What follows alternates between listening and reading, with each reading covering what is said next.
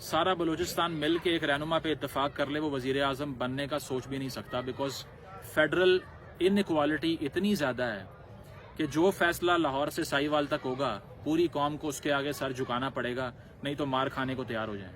कि एक ट्रक के अंदर मेहरान का इंजन लगाया हुआ है, ठीक है, उसकी वजह यह है कि प्राइम मिनिस्टर जो आपका है उसके पास ताकत कितनी है, क्योंकि अगर हमने उसको सॉवरन मानना है कि उसके पास इतनी अथॉरिटी और इख्तियार है कि वो हमें तमाम हुकूक दिलवा सकता है, तभी उसको सपोर्ट करने का फ़ायदा है, अदरवाइज़ कोई फ़ायदा नहीं है। अदरवाइज़ आप में और वज़ीर आज़म में क्या फ़र्क है? बहुत शुक्रिया आप सबका कि आप आज यहाँ आए और इस स्टडी सर्कल में शरीक है। पख्तून स्टूडेंट्स ऑर्गेनाइजेशन इस यूनिवर्सिटी में मुस्बत सरगर्मियों के लिहाज से एक लंबी तारीख रखती है। हमारा फोकस क्लास के अंदर भी और क्लास के बाहर भी मुस्बत सरगर्मियों पर, तालीमी सरगर्मियों पर बहुत ज़्यादा होता है। क्लास के अंदर तो हम भरपूर अपनी कोशिश करते हैं अपने साथी पढ़ने की, लेकिन कुछ चीज़ें वो होती है जो हम क्लास के अंदर नहीं सीख पाते, सरकार की यूनिवर्सिटी में सरकार के उस्ताद से या सरकार के करिकुलम से नहीं पढ़ पाते। तो उसके लिए फिर हम इस तरह की सरगर्मियाँ हम अरेंज करवाते हैं और इंटेलेक्चुअल्स को मुख्तलिफ मौज़ूआत दे के उनके आपके लिए और आप अपनी सीखने के लिए बुलाते हैं ताकि कुछ फ़ायदा और इस्तिफ़ादा उनसे हासिल कर सके। हमारा पिछले सेमेस्टर से लेकर आप तक मेरे ख्याल से कुछ 6 महीने हुए हैं। 6 महीनों में हमारा ये अभी 13 स्टडी सर्कल है। 12 यानी स्टडी सर्कल हमने एक सेमेस्टर में किए थे। मेरे ख्याल से हमारी यूनिवर्सिटी में एक प्रोफेसर क्लासेस भी नहीं लेता।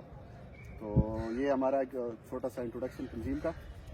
बाकी आज के इस 13 स्टडी सर्कल में हमारे जो चीफ गेस्ट है यकीनन किसी तारुफ के मोहताज तो नहीं होंगे, सब उनके, मैं तो खुद उनका फ़ैन हूँ, शायद आप सब भी हो।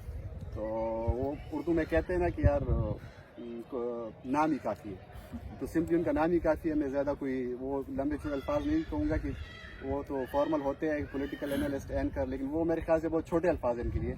इनका वो रुतबा और उनकी जो शख्सियत है वो बहुत बड़ी है। तो सिंपली मैं सैयद मुज़म्मिल शाह साहब का बहुत ज़्यादा मशकूर हूँ कि वो यहाँ इतने कलील हमारे वक्त अपने निकाल कर जो हमारे पास आए, हमें अपना कीमती वक्त उन्होंने दिया, तो उनका बहुत शुक्रिया। और ये हमारा सेशन होगा। पहले तो एक टॉपिक हमने रखा हुआ है पॉलिटिकल क्राइसिस इन पाकिस्तान, इस हवाले से बात करेंगे सर। इसके बाद फिर एक इंटरेक्टिव सेशन होगा क्वेश्चन आंसर सेशन का, तो उस सेशन में आपसे क्वेश्चन लेंगे, सर अपने जवाब देंगे।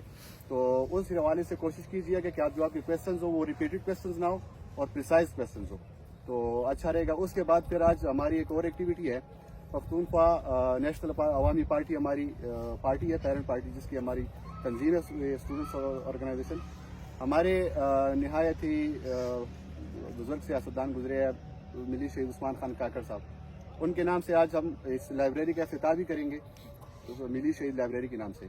ये लाइब्रेरी गुयात हॉस्टल में और इस्लामिक यूनिवर्सिटी में तमाम स्टूडेंट्स को ये फैसिलिटी प्रोवाइड करेगी कि जो बुक्स आपको चाहिए होती है पढ़ने के लिए, तो आप हमसे लेके कुछ दिनों के लिए आप पढ़ के फिर हमें वापस, जिस तरह फॉर्मल लाइब्रेरी होती है, तो आखिर में उसका भी इफ्तिताह होगा।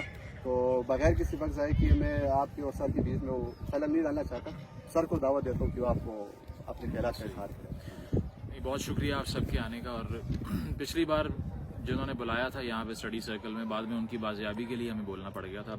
अल्लाह खैर करे इस बार आपने बुलाया था।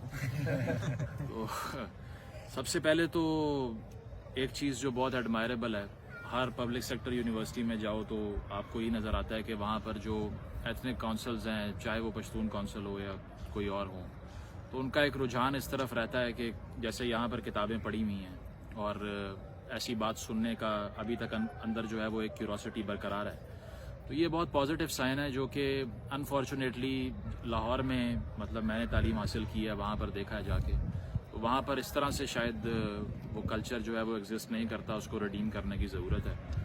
तो आप लोगों की सबसे अच्छी बात तो ये है कि at least you guys are curious to listen to such discourses, जो कि काफ़ी अपलिफ्टिंग है इस लिहाज से कि आजकल के दौर में जब डिबेट की ओवरऑल सिचुएशन बहुत ही ज़्यादा नीचे गिर चुकी है, तो आजकल की सूरत हाल जो हम देख रहे हैं उसमें सबसे ज़्यादा एक मसला ये होता है कि लैक ऑफ क्लैरिटी नौजवानों की जो है, उसकी वजह ये है कि जब आप इंटेलेक्चुअली स्टिमुलेटेड नहीं होते और इतने ताकतवर तरीके से काउंटर नैरेटिव नहीं पेश कर पाते, तो फिर किसी का भी आपको बेवकूफ़ बना लेना बहुत आसान काम है। उसकी वजह यह है कि अगर मैं सियासी तौर पे शऊर नहीं रखता, तो फिर ये जो तहरीकें चलती हैं जो सिर्फ 6 महीने, 1 साल, 2 साल, 3 साल बाद दम तोड़ जाती हैं, जो सिर्फ शख्सियात के गिर्द सेंटर्ड होती हैं, तो उसका शिकार हम भी बन जाते हैं और हमें मालूम नहीं होता कि अक्सर जिनके लिए आवाज़ उठा रहे हैं वही मजालिम ढाते हैं कल को हमारे ऊपर। तो आज का जो पॉलिटिकल क्राइसिस का जो टॉपिक है हमारा, اب اس پہ ایک تو پولیٹیکل کرائسس یہ ہے کہ اگلا وزیر اعظم جو بنا ہے کیا وہ صحیح بنا یا نہیں, یا فارم 45 یا 47 کی بحثیں ہو رہی ہیں, یا پھر الیکشن کے دن کس طرح سے پہلے RTS بند کیا گیا اور اب آ کر ہم نے دیکھا کہ رات کو 2 بجے ریزلٹس چینج کیے گئے. ایک تو ہے یہ بحث جس میں پڑھ کے آپ کی بھی ایک سیاسی رائے سامنے آ جائے گی, میری بھی آ جائے گی, اور لا حاصل بحث ہے. اس کی وجہ یہ ہے کہ اس بحث سے جو الٹیمیٹلی نکلتا ہے وہ یہ ہے کہ آپ ایک گروپ کا ساتھ دے رہے ہیں اور دوسرا کسی اور گروپ کا ساتھ دے رہا ہے. ایک نواز شریف کی بات کر رہا ہے, ایک زرداری صاحب کی, ایک عمران خان صاحب کی بات کر رہا ہے. تو اس سارے ڈسکورس کا اگر ہم نے اس طرح انالیسس کرنا ہے کہ ان تینوں میں کوئی فرق ہے تو وہ آپ ان کے ایجنڈاز کو دیکھ کے بتائیں گے کہ کیا فرق ہے کیا نہیں ہے. پارٹی کے مینیفیسٹو کیا کہتے ہیں, ان کا سیاسی نظریہ کیا کہتا ہے. لیکن بدقسمتی سے اب آ کے صرف ایک سوال ہوتا ہے کہ آپ کا بیانیہ کیا ہے. حالانکہ بیانیے سے نہ پیٹ بھرتا ہے کسی کا, نہ کسی کو نوکری ملتی ہے, نہ گمشدہ افراد کی بازیابی ہوتی ہے, نہ ٹارگٹ کلنگ ختم ہوتی ہے, نہ بیانیے سے جو جگہ جگہ چیک پوسٹ آپ کے علاقوں میں لگی ہوئی ہیں وہ ختم ہو سکتی ہیں, نہ بیانیے سے سیکیورٹائزیشن ختم ہو سکتی ہے. لیکن پھر بھی بدقسمتی سے ساری بحث جو نیشنل ڈسکورس میں ابھی چل رہی ہے وہ صرف بیانیے کی ہے. جو پارٹیاں ہار بھی گئی ہیں ان پہ بھی یہی تنقید ہو رہی ہے کہ وہ بیانیہ تشکیل نہیں دے پائیں, اسی لیے وہ جیتی نہیں. تو اس کا مطلب یہ ہے کہ ہر کوئی کھلے عام یہ بات کر رہا ہے کہ کوئی ایسا نعرہ بلند کریں جس سے میکسیمم عوام کو بیوقوف بنا لیں اور پھر ووٹ آپ کا ہے. جبکہ اصل میں سیاست اس چیز کا نام نہیں ہے کہ آپ نے 2 شخصیات کی جنگ لڑ کے ان کے لیے جان دینی ہے, بلکہ اس چیز کا نام تھا کہ آپ کے جو حقوق تھے اس کو انشور کرنے کے لیے جو اوپر سربراہ نے آنا تھا اس نے آپ کے حقوق کی بات کرنی تھی, وہ آپ کا ڈیفینڈر تھا. لیکن اس پیراڈائم کو ریورس کر دیا.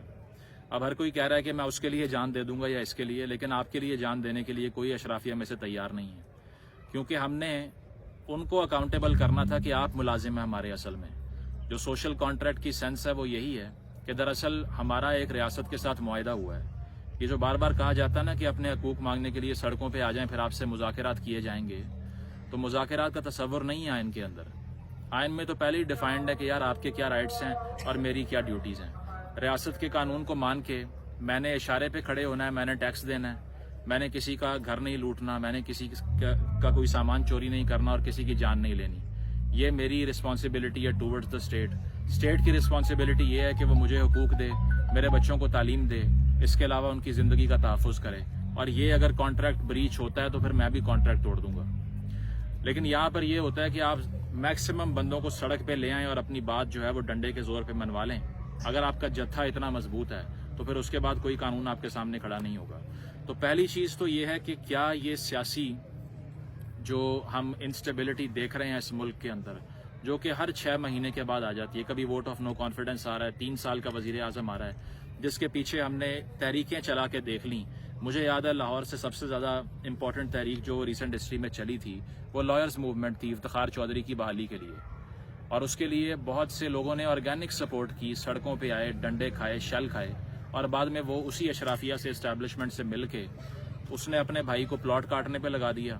کیانی صاحب کا بھائی اس کے ساتھ ملا ہوا تھا, اور عوام کو ایک جوڈیشل ایکٹیویزم کے پیچھے لگا دیا. ہر چیز پہ 100 موٹو لے رہا ہے. اپنے بیٹے کو وہاں پر نوکری دلوائی سینڈک کی مائنز والی, جو کہ بلوچستان کا ریسورس ہے, یا جو سندھ کے ریسورسز تھے وہاں پہ, اس پہ ڈاکے مارے. تو ہم اور آپ نے تحریک چلا کے دیکھ لی اور بعد میں ہوا کیا کہ انہی کا ساتھ دیا. اب بھی ہم جن لوگوں کے پیچھے لگ کے اپنا وقت ضائع کر رہے ہیں وہ بھی کل کو ہماری نوکری نہیں کریں گے, یہ آپ لوگوں کو بھی اچھی طرح پتہ ہے. اس کی وجہ یہ ہے کہ کیا اس نظام سے کوئی ایسا شخص آ سکتا ہے جو اس نظام کی پہلے بیلنس کو ٹھیک نہ کرے. اگر آپ ایک حکم دیں گے اور اس پہ کوئی عمل نہیں کرے گا, اس کی تعمیل نہیں ہوگی, تو یہی حال وزیر اعظم کا ہے. 3 سال رہ کے وہ آ کے بتا رہا ہے کہ فون کرتا ہوں وہ بھی سنتے ہیں, اور واش روم جاتا ہوں وہاں بھی باہر کھڑے ہوتے ہیں. اس کے علاوہ یہ کہ میں نے اپنا جو لان تھا وزیر اعظم ہاؤس کا اس میں کھڑے ہو کے ایک گفتگو کی ووٹ آف نو کانفیڈنس کی رات کو, وہ بھی انہوں نے سن لی اور ہیلی کاپٹر پہ آگے لینے کے لیے مجھے. تو یہ تو ان کا حال ہے جس کے پیچھے ہم مرنا چاہ رہے ہیں. اور یہ اس سے پہلے والوں کو دیکھ لیں, زرداری صاحب نے ایک دور میں کہا تھا کہ ایوان صدر میں دیواروں کے بھی کان ہوتے ہیں, یہاں بات نہ کریں. تو اتنے سرویلنس کے ماحول میں جب وہ بھی ہاسٹیج ہے جو ہمیں ریپرزینٹ کر رہا ہے, تو کیا اس سے امید لگانا ریشنل اور منطقی اور عقل کی بات ہے؟ اب اس کا اگر ہم نے سلوشن نکالنا تھا تو ہم نے یہ سوچنا تھا کہ کیا اس سے پہلے تمام اقوام نے ایک لیڈر کے اوپر متفق ہونے کا اظہار کیا؟ اگر میں آج جا کے بلوچستان میں ریفرینڈم کرا دوں کہ کیا اس طرح کی حکومت چاہیے تو کیا رزلٹ آئے گا, یہ مجھے کہنے کی ضرورت نہیں ہے. اگر اصل والا ریفرینڈم ہو وہ نہیں جو زیاد صاحب نے یا مشرف نے کروایا تھا. اگر میں ایکس فاٹا کے لوگوں سے پوچھوں کہ کیا شہباز شریف آپ کا وزیر اعظم ہے اور وہ آپ کے مسئلے حل کر سکتا ہے, کیا رزلٹ آئے گا آپ کو پتہ ہے. تو وہ جو سوشل کانٹریکٹ کی میں نے کل بھی یہ بات کی ہے کیونکہ ٹاپک اسی طرح کا تھا. اور اگر آپ وہ کتاب پڑھیں تھامس ہابس کی لیوائتھن, جس میں وہ لیوائتھن کو استعمال کرتا ہے ایک فگریٹو اور ایک میٹافر کے طور پہ کہ سمندر سے ایک بہت بڑا ڈریگن نکل کے آ گیا عوام کو کھانے کے لیے, اس سے جو بچائے گا وہ ریاست ہے. تو وہ ایک ایلیگری ہے بیسکلی. تو وہ یہ کہتا ہے کہ عوام کو اور ریاست کو دو قسم کے معاہدے کرنے ہیں. پہلا معاہدہ یہ ہے جو پیپل ٹو پیپل کانٹریکٹ ہوگا.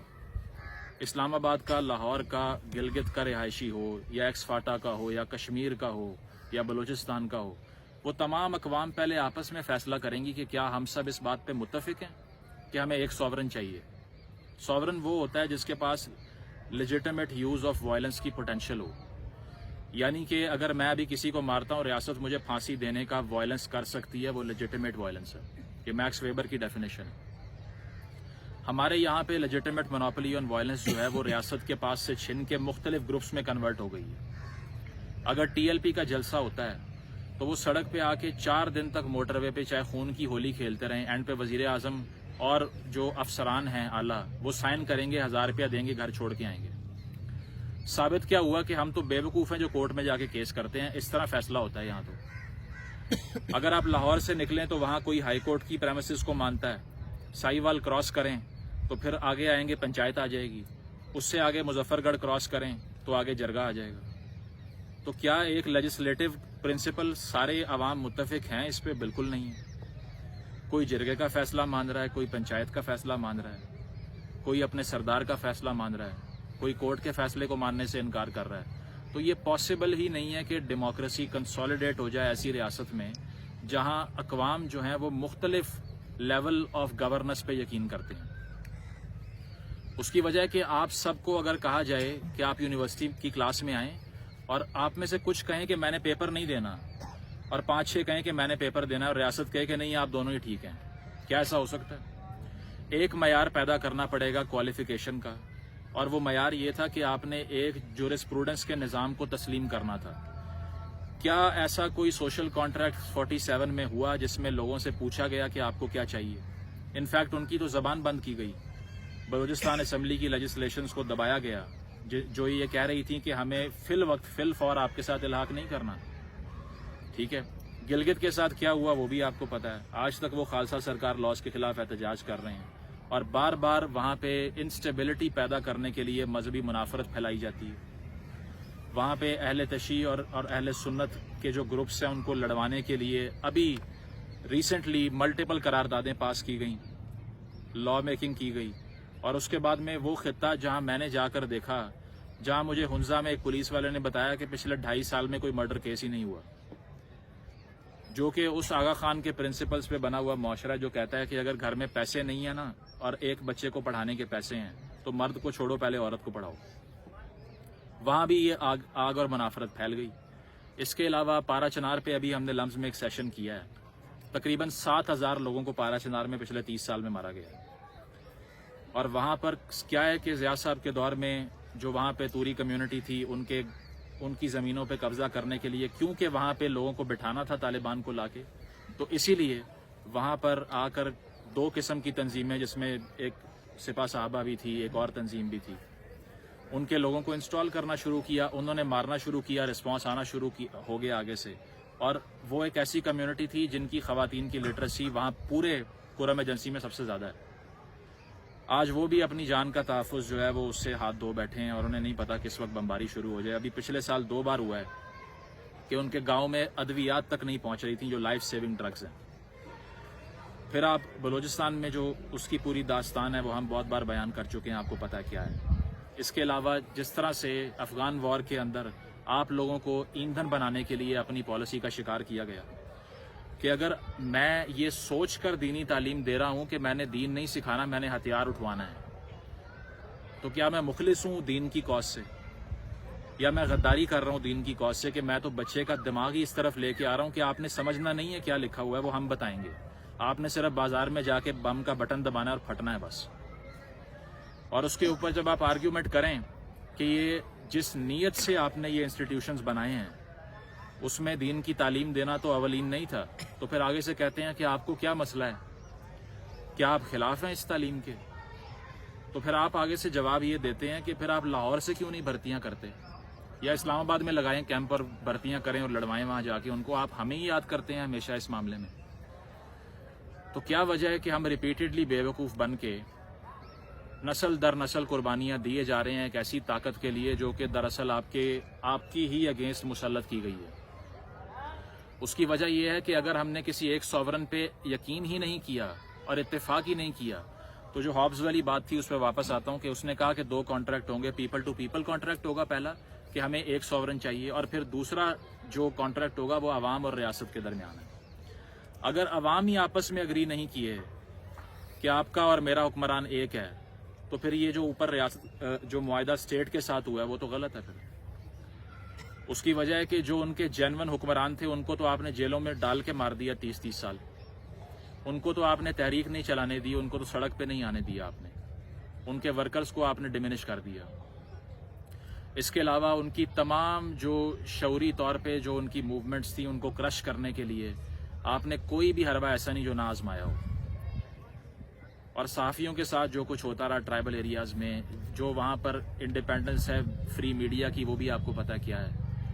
بلٹن لگا کے دیکھ لیجئے، کوئی چینل کھول لیں، کہیں دکھا دیں جہاں بات ہو رہی ہو آپ لوگوں کی۔ بات صرف یہ ہوگی کہ لاہور میں کوئی جانور بھی نہر میں گر گیا تو اس کی بریکنگ نیوز چلے گی اور کچھ نہیں ہوگا، کیونکہ یہ ماڈل ہی ایسے سیٹ ہے کہ میجورٹی جہاں پر سینٹرڈ ہے اسی کو فوکس کرنا ہے اور باقی سارا کچھ ہوتا رہے جو ہو رہا ہے۔ تو اب بات یہ ہے کہ اگر تو جرمن لیڈرشپ جو تھی ہماری اس کو ابھرنے دیا ہی نہیں گیا، تو پھر جو نمائندگان ہمارے سر پہ مسلط کیے ہیں، کیا یہ واقعی نمائندگان ہیں ہمارے؟ ابھی جو الیکشن کا رزلٹ بلوچستان کے اندر آیا ہے اور جو پارٹیاں وہاں حکومت فارم کر رہی ہیں، کیا ان کی آرگینک سپورٹ ہے وہاں پہ؟ پیپلز پارٹی اور نون لیگ نے کون سا گل کھلا دیا وہاں پہ کہ اختر مینگل اور ہزارہ ڈیموکریٹک پارٹی ان سے جیت نہیں پا رہی، یا پی کے میپ جیت نہیں پا رہی ان سے؟ وہ اسی لیے کہ ایکسیپٹیبل وہ ہیں، اسی لیے وہ آ کے گورنمنٹ فارم کریں گے اور بعد میں قبلہ کوئی اور ہوگا ان کا۔ تو یہ چیز ہے کہ اس دور میں اب میں اتنا وقت لینا نہیں چاہ رہا کہ آپ لوگوں کی بات سنے بغیر اپنی سنا کے چلا جاؤں، ہمیں تو سنتے رہتے ہیں آپ لوگ، تو میں اس کو شارٹ کروں گا، بہت سی چیزیں اسکپ بھی ہو گئی ہیں لیکن وہ جواب میں ہو جائیں گی۔ تو اس میں اب ہمارے پاس سلوشن کیا ہے؟ کیونکہ یہ سارا کیوس برپا تو ہو جاتا ہے، لیکن اس کو کنٹرول کیسے کرنا ہے؟ وہ ایسے کرنا ہے کہ اگر آپ اس بحث کا جو معیار ہے اس کو بہتر بنا لیں گے تو اس سے بہتر بدلہ کوئی نہیں ہے ان لوگوں سے، کیونکہ ان کی ساری انویسٹمنٹ اس بات پہ لگ چکی ہے کہ آپ دماغی طور پہ مفلوج ہو جائیں۔ اے ٹو زی ان کا سارا پروجیکٹ ہی یہ ہے to dumb down the audiences and to make them a sitting duck in front of propaganda.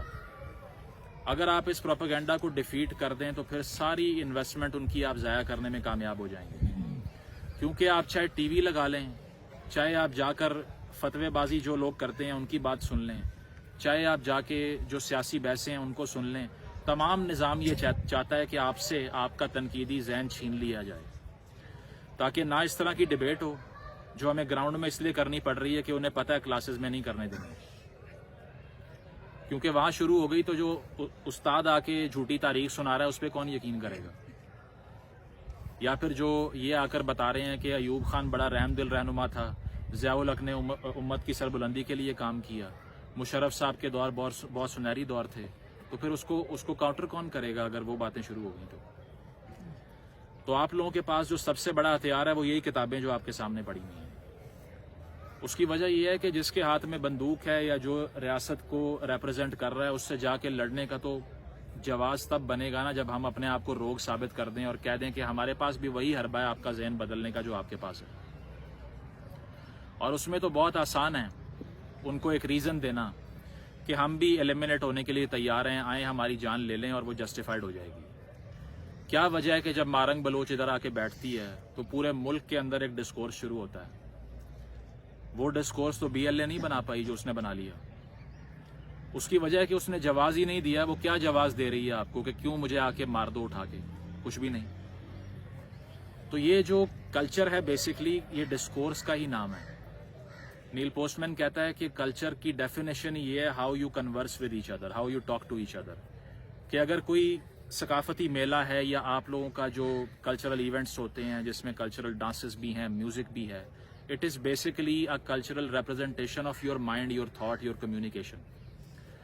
تو اگر ہم اس تھاٹ کو بہتر کریں گے تو کلچر بہتر ہوگا، کلچر بہتر ہوگا تو سیاست بہتر ہوگی، سیاست بہتر ہوگی تو ریاست بہتر ہوگی. مسئلہ یہ ہے کہ ڈسکورس کو اس لیول پر لے آئے ہیں کہ حقیقی ایشوز پہ نہ بات کرنے کا کسی کے پاس دماغ بچا ہے اور نہ ٹائم بچا ہے. پوسٹ مین کہتا ہے کہ جو آپ کی ویژول ایکٹیویٹی جتنی رفتار سے بڑھتی ہے اتنا ہی سوچنے کی فیکلٹی کم ہو جاتی ہے.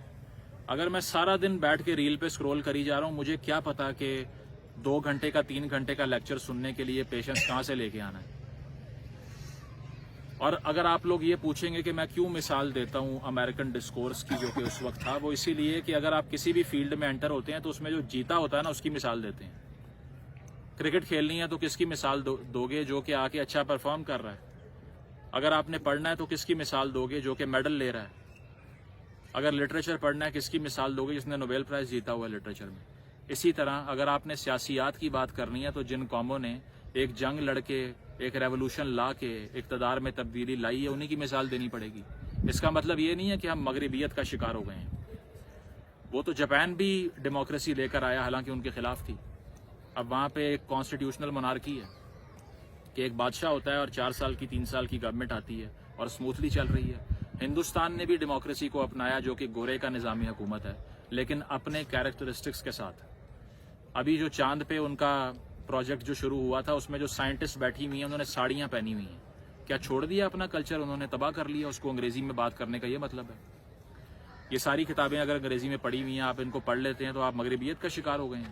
یہ بھی انہی تنظیموں کا پروپیگنڈا ہے جو چاہتے ہیں کہ آپ اس نالج کو کنسلٹ ہی نہ کریں، نہ دماغ روشن ہو آپ کے. وہ فلسفے کو اپنے لیے سب سے بڑا خطرہ سمجھتے ہیں. اس کی وجہ یہ ہے کہ جو سوچنا سکھائے گا نا، وہ کہتے ہیں کہ تھاٹ پریسیڈز ایکشن. اگر تھاٹ آ گئی ہے تو ایکشن بھی آ جائے گا بعد میں. اگر جو دہشت گردانہ تنظیموں کا جو نوجوان حصہ بن جاتے ہیں جا کے، وہ بھی پہلے ان کی تھاٹ پہ کام ہوا ہوتا ہے، ایک دن میں ہتھیار نہیں پکڑاتے ان کو. تو اسی لیے فلسفے سے خوف آتا ہے اور اسی لیے کتابیں جا جا کر بین کرتے ہیں، اٹھاتے ہیں. اس کی وجہ یہ ہے کہ کتاب ہی سب سے بڑا ویپن ہے جس نے معاشروں کو چینج کیا ہے. 1772 میں تھامس پین جو کتاب لکھتا ہے کامن سینس، اس کی 1 لاکھ کاپیاں پہلے مہینے میں بک جاتی ہیں. یہ امریکنز کے ریڈنگ کا ہیبٹ تھی. 60% گھروں میں کتابیں تھی وہاں پہ. اس کے ساتھ ساتھ یہ کہ وہ ایک مثال جو میں نے پہلے بھی دی تھی کہ لنکن ڈگلس ڈیبیٹس جو ہو رہی تھیں صدارتی امیدواروں کی، اس وقت وہ پریزیڈنشل کینڈیڈیٹ بھی نہیں تھے، لیکن الینوائے کی کاؤنٹی کے اندر ایک ڈیبیٹ ہوتی ہے اور اس میں جو پہلا آ کر اسپیکر ہوتا ہے وہ 3 گھنٹے بات کرتا ہے، 3 آورس، جس کا نام ڈگلس تھا. اور اس کے بعد میں لنکن کہتا ہے کہ اب ٹائم بہت ہو گیا، آپ لوگ ایسا کریں کہ آپ لوگ گھر جائیں، کھانا کھا کے فریش ہو کے آئیں، پھر میں جواب دوں گا اس کا. لوگ کہتے ہیں ٹھیک ہے، وہ گھر جاتے ہیں اور پھر واپس آتے ہیں اور 4 گھنٹے اس کا جواب سنتے ہیں. آپ مجھے اس پورے شہر میں آڈینس دکھا دیں جو 8 گھنٹے سیاسی بات سننے کو تیار ہے آج. یہاں 10 منٹ بعد کہتے ہیں کہ یار کوئی مزے کی بات کرو، یہ کیا بورنگ باتیں کر رہے ہو. یا مجھے آ کر لوگوں کا مشورہ پہلا یہ تھا کہ 20 منٹ کی ویڈیو کون دیکھے گا یار، اتنا بور کر رہے ہو، کوئی ریل بناؤ 1.5 منٹ کی، ہم آگے چلیں اس کے بعد. تو بات یہ ہے کہ اگر ہمارا اٹینشن سپین ہی اتنا نہیں ہے کہ سیریس آرگیومنٹ کو گراسپ کر سکیں، تو پھر ہمارے پاس جو سیریس مسائل ہیں ان کا حل نکالنے کا کوئی ذہن بچے گا نہیں. پھر یہی ہوگا کہ آپ کو ٹک ٹاکرز کو ووٹ دینا پڑے گا جو لوگ دے رہے ہیں، اور اس کی بیسس کے اوپر کوئی چل کے آ رہا ہے، کسی نے سوٹ اچھا پہنا ہوا ہے، کسی کے بال اچھے ہیں، اور وہ اسمبلی میں بیٹھا ہوا ہے قانون سازی کرنے کے لیے، اور وہاں ماسک پہن کے جا رہے ہیں جس طرح تماشبین ہوتے ہیں نا، اس طرح جا کے مذاق اڑا رہے ہیں اقتدار کا. اس سے بھی بدتر ہو جائے گا.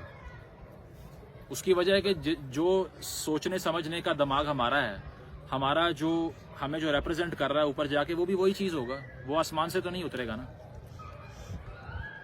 تو یہ 8 گھنٹے 9 گھنٹے جو قوم ڈیبیٹ سنتی تھی اور کتاب بھی پڑھتی تھی، اس نے پھر ایک ایسی ریولوشن کی بنیاد رکھی جو 1776 سے لے کے اب تک چلتی آ رہی ہے، جس کے خلاف کبھی مارشل لا لگ ہی نہیں سکا. اور ہمارے ساتھ تو یہ ہے کہ ایک اسٹیبلشمنٹ کا اتنا آسان حربہ ہے کہ جس کو آپ سے ووٹ دلوانا ہے نا، اس کو جیل میں ڈال دو، آپ سارے تیار ہو جائیں گے، نعرہ لگائیں گے کہ اس کو ہم نے بچانا ہے. کیوں بچانا ہے یار؟ ہم نے یہ اشرافیہ کی آپس کی جنگ ہے، ہم کیوں سائڈ لیں اس میں؟ एक उनके एक ग्रुप को सपोर्ट कर रहा था एक दूसरे को, और हमने उसमें से एक साइड पिक कर लिया। बताएं बेवकूफ कौन है? Ultimately they have fooled all of us including me and you. क्योंकि अगर आप लोग बैठ के इमरान खान नवाज शरीफ की बहस शुरू करते हैं तो कोने में बैठ के रियासत हंस रही होती है कि देखो पागल बन गया। Because you believe in at least one of the puppets that they have raised for you. अगर इस सारे निजाम में से एक पपेट पे आपका एतमाद है ना, तो आप सक्सेसफुली पागल बन चुके हैं। क्योंकि अगर तो वो आके कुछ तब्दील करने की सलाहियत रखता तो ये ना कहता कि मुझे फोन आया बाजवा का और मैंने असम्बलियां तहलील कर दी, या नवाज शरीफ ये ना कहता कि मैं सीपैक पे काम करना चाह रहा था, मुझे करने नहीं दिया गया। शहबाज शरीफ ये ना कहता कि बलोच तलबा की बाजियाबी के लिए पावरफुल क्वार्टर से बात करूंगा। तो अगर आप पावरफुल नहीं है तो आप किस बात के वजीर आजम हैं और वोट किस बात का मान रहे हैं? तो बात यह है कि हमने सिर्फ डिटैच करना है अपने आप को इस सियासी शोर से, जो कि उन लोगों का काम है जो थड़े पे बैठ के सियासत पे बहस कर रहे हैं। आप लोगों का काम नहीं है। अगर आप किताब पढ़ते हैं, सोचते हैं, लिखते हैं, बात करते हैं, तो ये आपकी इंटेलिजेंस के लिए इंसल्ट है कि आपको इस लेवल पे लाया जाए कि आपको बताना पड़े कि मैं नवाज शरीफ के खिलाफ क्यों हूँ या उसके साथ क्यों हूँ। तो ये कॉम्प्रोमाइज़ मत कीजिए, फ़लसफ़े के ऊपर बहस करें, तारीखी मौज़ूआत पे बहस करें, डिस्कोर्स को बेहतर करें। जितना नंबर इस शऊर का फैलेगा उतना बड़ा एक मैस ऑडियंस रेज होगी जो कि कहेगी कि हमें आपके तमाम गुलामों में से कोई भी कबूल नहीं है। इलेक्शन का जब रिजल्ट आएगा ना 8% टर्नआउट का, तो यूएन भी कहेगा कि ये क्या मजाक किया आपने। अभी 50% आ रहा है तो वो भी खुश हैं कि चलने तो जो भी आता है हमें क्या। इसीलिए उनको जवाज़ फराहम ना करें इस फेस सेविंग का जो कि उन्होंने तैयार कर रखी है, जिसका नाम पार्लियामान है, जो थोड़ा दूर है यहाँ से, जिसके अंदर बैठने वाले हमें बताते हैं कि दरअसल उस पार्लियामान के अंदर इंटेलिजेंस का दफ्तर था 3 साल तक, हम तो कुछ कर ही नहीं सके। तो फिर सही कहा पीटीएम वालों ने, और मंजूर ने भी ठीक कहा कि हमें तो कोई उम्मीद नहीं है इससे। मोहसिन दावड़ साहब फॉर्म 45 लेने गए, गोलियां खा के वापस आ गए। तो हम और आप जाएंगे, हमें भी यही मिलेगा। तो कॉन्सिक्वेंशलिज्म का मुकदमा ये है कि हम जो एक्शंस बार बार रिपीट करें उसका रिजल्ट निकालें और फिर अपने एक्शंस को तब्दील करें। आइंस्टाइन ने कहा था बेवकूफ़ी की डेफिनेशन ही ये है कि एक काम बार बार करते रहो और उससे मुख्तलिफ नताइज की उम्मीद रखो। हम बार बार एक काम कर रहे हैं, ये 16वीं असम्बली है। एक इलेक्शन आज तक पाकिस्तान में 1970 का लोग कहते हैं ठीक हुआ था, वो भी इसीलिए कि आईबी की रिपोर्ट गलत आई थी, ये नहीं पता। उन्होंने कहा था कि नहीं शेख मुजीब स्वीप करता ईस्ट पाकिस्तान से, कर दिया उसने, कंट्रोल नहीं हुआ फिर आपसे। अभी जो शेख मुजीब के खिलाफ 1 यूनिट बनाया था ना, वो तमाम पेरिफेरल प्रोविंसेस के लिए पंजाब वो बना हुआ है आज। क्योंकि मैंने अभी रिसेंटली पिछले हफ्ते एक जगह बड़े बड़े सहाफ़ी बैठे हुए थे, नाम लेने का फ़ायदा नहीं है, आगे से डिनाई कर देंगे, मेरे पास सबूत नहीं है। तो मैंने ये कहा कि सबसे बड़ी धांधली तो बलूचिस्तान में हुई है इंतखाब में, आज तक वहाँ किसी एक पार्टी का मैंडेट आने नहीं दिया गया। तो उन्होंने कहा यार 16-17 सीटें हैं, क्या बहस कर रहे हो?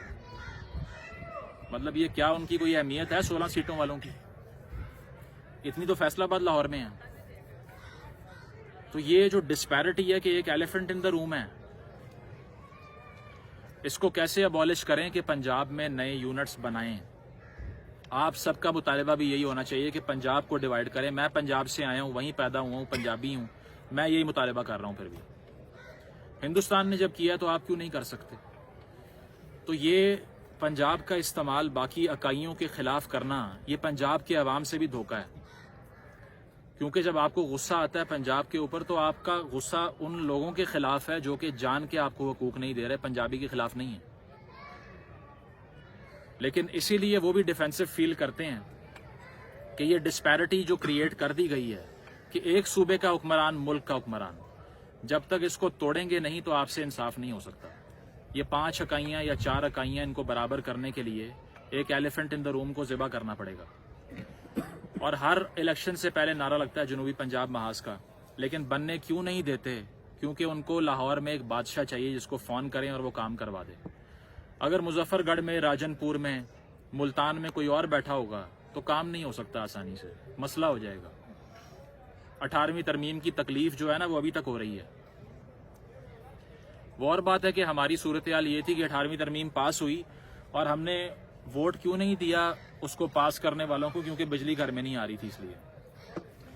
اور آپ جس کو جا کر بتائیں کہ 18ویں ترمیم کی سگنیفیکینس کیا ہے، وہ کہتے ہیں کہ ہمیں اس سے کیا ہے، ہمیں نہیں پتا کیا چیز ہے.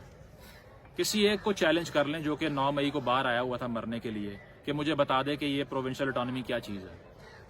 ہمیں بس وہ چاہیے، واپس لے آئیں اس کو. تو یہ لیڈروں کے لیے مرنے سے اجتناب کریں اور ملٹری کورٹ سے بھی بچیں، پڑھی لکھی بات کریں. ٹھیک ہے. اور سب سے بڑی بات یہ ہے کہ پنجاب کی ڈویژن کیے بغیر یہ پولیٹیکل کیوس ختم نہیں ہو سکتا. چاہے آپ سارے ایک حکمران پہ اتفاق بھی کر لیں تو چونکہ لاہور کا فیصلہ ہو رہا ہے، آپ کا فیصلے کی کوئی وقت نہیں ہے اس کے سامنے. اسی لیے یہ ڈسکورس کرتے رہیں. جب آپ کا نمبر 51% ہو جائے گا تو وہ حکمران آئے گا جو آپ چاہتے ہیں. Thank you.